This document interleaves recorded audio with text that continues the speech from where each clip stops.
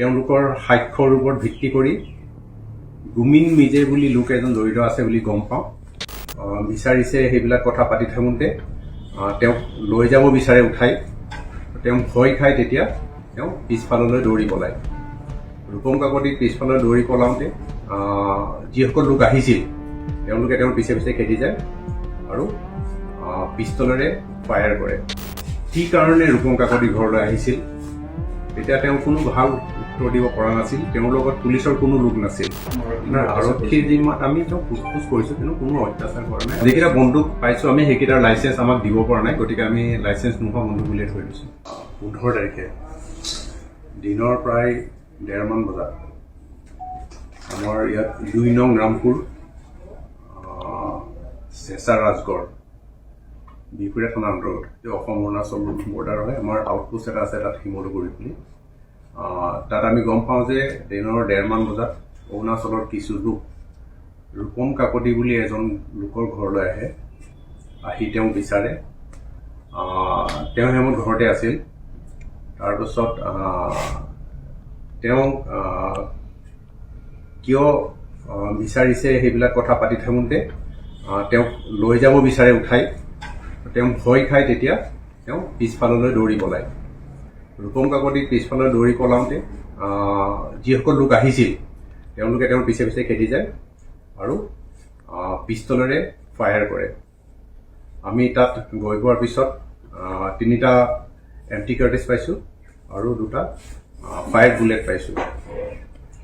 তাৰপাছত তেওঁলোকে ৰূপম কাকতিক নাপাই তেওঁৰ ৱাইফ আছিলে পপী কাকতি।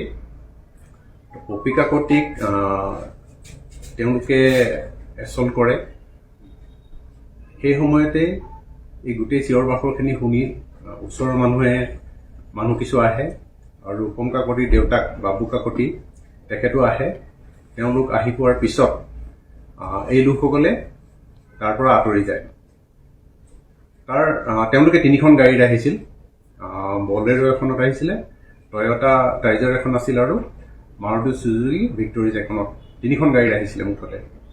তাৰপিছত তেওঁলোক আঁতৰি যোৱাৰ পিছত আমাৰ পুলিচ টীম গৈ এম্পটি কাৰ্টিজ আৰু ফায়াৰ বুলেট কেইটা চিজ কৰে। তাৰপিছত পলি কাকতিয়ে FIR এখন দিয়ে।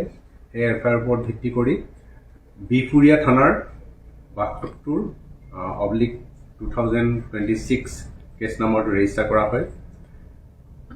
পিছদিনাখন পুনৰ কিছু লোক তেওঁলোকৰ ঘৰলৈ আহিছিল, কিন্তু সেই সময়ত ওচৰ পাজৰ লোকসকল অলপ সজাগ আছিল বাবে তেওঁলোকক ধৰিব চেষ্টা কৰে আৰু এখন মটৰচাইকেল আটক কৰি ৰাখে। কিন্তু তেওঁলোক সেইদিনাখন তাৰ পৰা আঁতৰি গুচি যায়। ইতিমধ্যে আমি ঘটনাৰ অনুসন্ধান আৰম্ভ কৰোঁ। অনুসন্ধান আৰম্ভ কৰাৰ পিছত আমি তেওঁলোকৰ সাক্ষ্যৰ ওপৰত ভিত্তি কৰি গুমিন মিজে বুলি লোক এজন জড়িত আছে বুলি গম পাওঁ।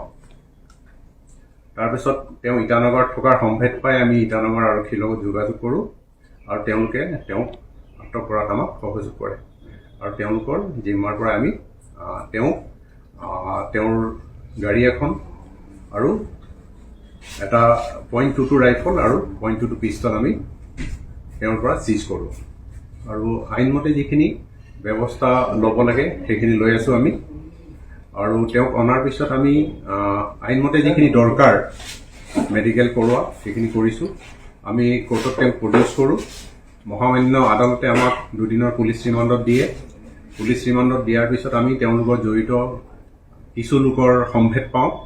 আমি তেওঁলোকৰ বিপক্ষেও আইনমতে যিখিনি ব্যৱস্থা ল'ব লগা আছে সেইখিনি লৈ ল'ম। আৰু আমি তেওঁক সোধ কৰিছিলোঁ যে আপুনি কি কাৰণে ৰূপম কাকতি ঘৰলৈ আহিছিল। তেতিয়া তেওঁ কোনো ভাল উত্তৰ দিব পৰা নাছিল। তেওঁৰ লগত পুলিচৰ কোনো লোক নাছিল। অৰুণাচল পুলিচৰ লোক নাছিল, অসম পুলিচৰ লোক নাছিল। আৰু গোটেই ঘটনাটো হৈ যোৱাৰ পিছতহে আমি খবৰ পাওঁ আৰু অৰুণাচল পুলিচৰ লগত যোগাযোগ কৰোঁতেও তেওঁলোকৰ কোনো তেনেধৰণৰ খবৰ নাছিল বুলি আমাক জনায়। এতিয়া তেওঁ 2 দিন পুলিচ ৰিমাণ্ডৰ পিছত আমি আমাৰ যিখিনি সাক্ষ্য প্ৰমাণ দৰকাৰ সেইখিনি আমি ইতিমধ্যে পাইছোঁ আৰু এতিয়া তেওঁ জুডিচিয়েল কাষ্টডিত আছে। এই ঘটনাটোলৈ কিছু অপপ্ৰচাৰ চলি আছে বিভিন্ন সংবাদ মাধ্যমত, ছ'চিয়েল মিডিয়াত। আমি এইটো কথাই জনাব বিচাৰিম, আইনৰ দুখত যদি কোনোবাই দোষী হয় আমি তেওঁৰ বিপক্ষে আইনমতে ব্যৱস্থা ল'বলগীয়া বাধ্য ল'ব লাগিব আমি গতিকে তেওঁ যিহেতু আইন ভংগ কৰিছে গতিকে আইনমতে যিখিনি ব্যৱস্থা ল'ব লাগে আমি সেই ব্যৱস্থাখিনিহে লৈছোঁ তাৰ বাহিৰে তেখেতৰ ব্যক্তিগত কিবা হেৰি থাকিলে আমি সেইটো বস্তু চোৱা নাই কেৱল আমি আইনমতে যিখিনি কাম কৰিব লাগে সেইখিনিয়ে কৰিছোঁ গতিকে মই বাকী ৰাইজক অনুৰোধ জনাম যাতে এই ঘটনাটোক লৈ বেলেগ ধৰণৰ ৰূপ দিব কোনেও যাতে নিবিচাৰে আমাৰ দুয়োখন ৰাইজৰ মাজত যি শান্তি শৃংখলা আজি ইমান বছৰে বৰ্তি আছে অটুট আছে সেইটো যাতে সদায় থাকে আৰু ৰাইজে যাতে আমাক তদন্তত সহযোগ কৰে তাৰে কামনা কৰিছোঁ ধন্যবাদ তেওঁক আইডেণ্টিফাই কৰাৰ ক্ষেত্ৰত তেওঁ ছ'চিয়েল মিডিয়াৰ যিটো পেজ আছে তাত সেইটো চাইয়ে আমাৰ অভিযোগকাৰীয়ে তেওঁৰ বিষয়ে জনাইছিল গুমিন মিৰ্জা বুলি আমি তেওঁৰ পেজটো চাইছোঁ গতিকে পেজত কি আছে আপোনালোকে গোটেইখিনি জানেই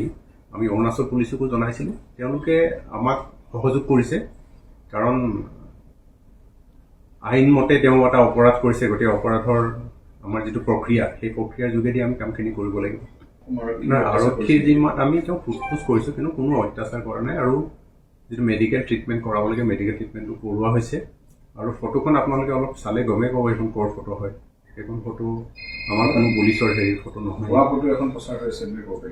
সেই বিষয়ে মই মন্তব্য নিদিওঁ কিন্তু আমাৰ ফটো নহয় এইখন যিকেইটা বন্দুক পাইছোঁ আমি সেইকেইটাৰ লাইচেঞ্চ আমাক দিব পৰা নাই গতিকে আমি লাইচেঞ্চ নোহোৱা বন্দুক বুলিয়ে ধৰি লৈছোঁ ৰূপম কাকতি ইয়াৰ আগতেও ফেব্ৰুৱাৰী মাহৰ 2 তাৰিখে তেওঁক ঘৰৰ পৰা লৈ গৈছিলে তেওঁৰ সৰু বাগান এখন আছে তেওঁ দেউতাকো যথেষ্ট সম্পত্তি থকা লোক তেওঁ খেতি মাটি যথেষ্ট আছে তেওঁ খেতি বাতি কৰে আৰু সৰুকৈ বাগান এখন আৰম্ভ কৰিছিলে 6 তাৰিখে তেওঁক বাগানৰ পৰা উঠাই লৈ গৈছিলে আবেলি 3টামান বজাত আৰু সেইদিনাখনেই ৰাতি তেওঁক আটক কৰা দেখুওৱা হৈছে সেইদিনাখনো পুলিচৰ কোনো লোক অহা নাছিল পিছত তেওঁলোকে বান্দৰদোৱাত তেওঁক গতাই দিয়ে বুলি কয় আৰু অভিযোগ মতে ৰূপম কাকতিৰ পৰা তেওঁলোকে কোনোবাই পইচা বিচাৰিছিল বুলি কৈছে সেইটো অভিযোগহে দেই মই নাজানো কিমান দূৰ তথ্য গতিকে তেওঁলোকে অহাটো কিমান দূৰ সমীচীন হৈছে এইটো আপোনালোকে নিজে বিচাৰ কৰিব পাৰে প্ৰত্যেকে যিকোনো মানুহে বিচাৰ কৰিব পাৰে